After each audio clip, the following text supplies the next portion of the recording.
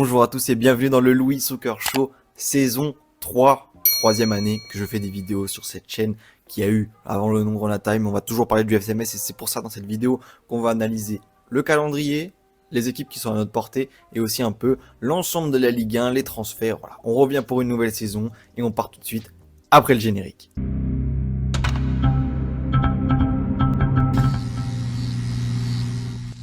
Dernière vidéo de la chaîne, dernière vidéo de la saison, c'est notre montée face à Reims. Voilà, entre temps il y a eu des départs, il y a eu des feuilletons, notamment celui de Mathieu Hudol. J'en profite tout de suite pour saluer ses performances, saluer sa loyauté et voilà, dire que pour moi c'est normal, petit édito voilà, du créateur de la chaîne, que c'est normal qu'il puisse partir, qu'il ait un bon de sortie.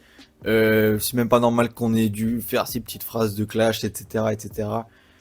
Il a été tellement loyal, il a été tellement loyal au bout de 4 croisés. Voilà, nous aussi, hein, franchement, on en a investi sur lui et franchement, je trouve qu'il y a eu un retour sur investissement avec cette montée, avec toute cette débauche d'énergie, tout ce sérieux. Voilà, tous les footballeurs n'ont pas exactement la même investissement et c'est ce qui fait un bon footballeur d'un très bon footballeur. Après, il y a les excellents encore, mais en tout cas, Mathieu Hudol, c'est un très bon footballeur. Et hot take qui n'engage que moi, c'est que Mathieu Hudol, il est à un poste, attention, où l'équipe de France, et oui, là vous me dites directement, voilà, vous êtes partis, c'est pas grave, ceux qui sont partis, à l'équipe de France, en défenseur gauche qui tient la route, il n'y a pas forcément tout le monde. Donc là, s'il nous fait une saison exceptionnelle avec Lens, et qui l'assure sur tous les fronts comme il a pu le faire en Ligue 2, et qui prouve que vraiment en doublure, ça peut être vraiment quelqu'un qui tient la route, bah Théo Fernandez est parti en Arabie Saoudite.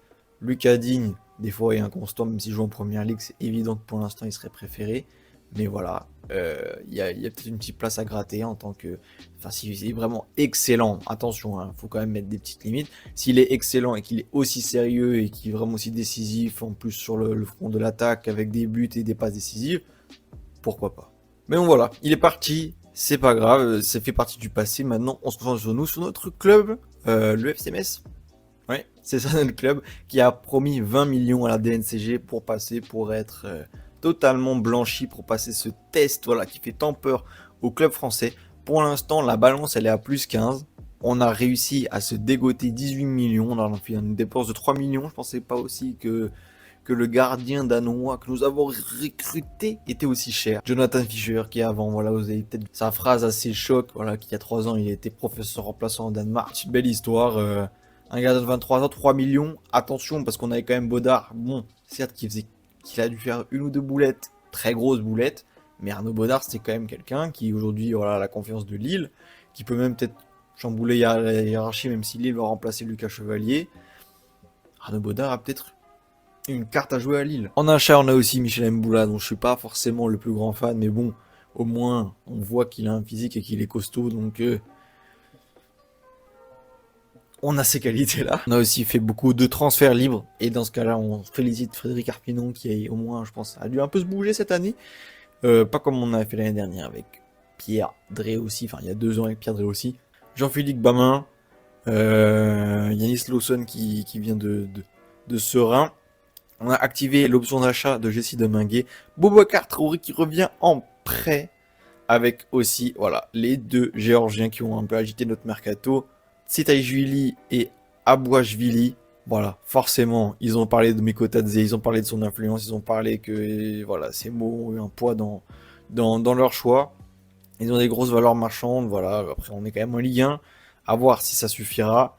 Mais en tout cas, ces ailiers droit et gauche, on les prend totalement. Surtout que c'est des prêts qui vont se transformer en transfert normalement. Donc franchement, c'est 2 très bonnes pioches et 2 pioches même qui sont assez surprenantes pour nous. Du côté des dépenses, on a Arthur Atta qui a été donc activé dans son transfert à l'Udinese qui a rapporté 8 millions quand même.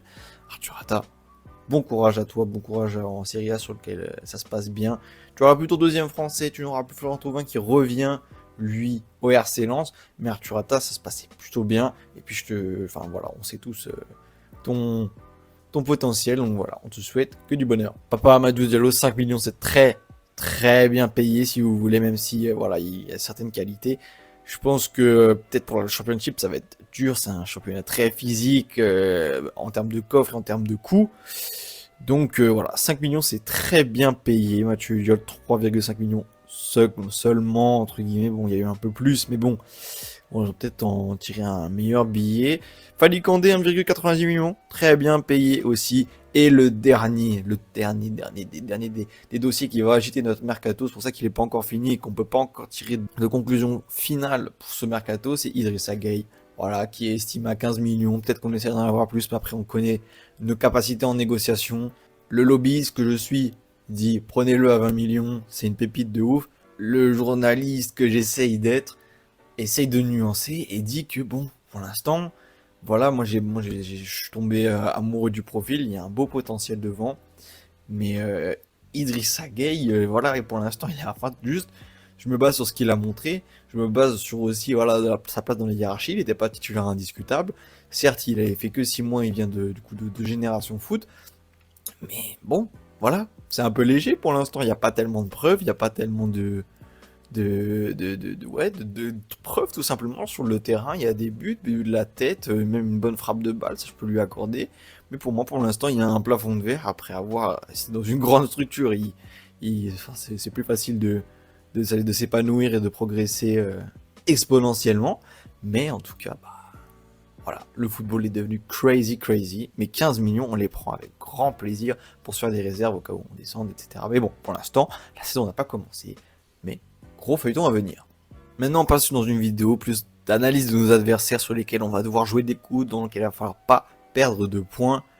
Et ça commence du coup en vous mettant le bas du classement de l'année dernière. Si on regarde, on voit du coup que Le Havre était à 34 points en 15e place, parce que les 3 derniers du coup barragistes jusqu'au 18e sont descendus.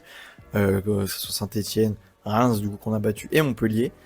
Donc on avait Le Havre en 15e position, Angers en 14e position, Nantes en 13e position, Rennes en 12e position, Auxerre et Toulouse. Voici clairement les clubs sur lesquels il va falloir jouer, peut-être Brest aussi. Bon, dans tous les cas, le niveau des clubs en Ligue 1 se resserre. Voilà, le niveau moyen est assez haut, il est de plus en plus haut et on le voit aussi parce que voilà, du coup on arrive à faire aussi quelques bonnes pioches. Les clubs en Ligue 1, voilà, c'est un championnat qui est attractif. Le PSG qui en plus voilà, a gagné la Ligue des Champions, a attiré encore et a relevé le niveau, en tout cas l'image internationale qu'on a. Donc il va pas falloir avoir peur dans les oppositions, il va falloir aller tout simplement au charbon dans chaque match. Ces 6 équipes-là, pour moi je dirais que Angers, c'est l'équipe qui me fait le moins peur. Voilà, quand on va les jouer, c'est certainement une équipe qui s'est pas tellement renforcée au mercato. Nous, il va falloir aussi qu'on travaille sur d'autres noms, peut-être après la vente d'Idrissa Gueye, pour qu'on ait un attaquant vraiment devant, parce que les deux ailiers géorgiens font le taf, mais en tout cas, on pourrait avoir aussi un nom de poids. Voilà, petite vidéo pour le retour. On revient vite, normalement, avec peut-être aussi un invité surprise. J'espère qu'elle vous a plu, n'hésitez pas à vous abonner, etc. On revient cette année pour une saison complète et bien couverte. Ciao tout le monde.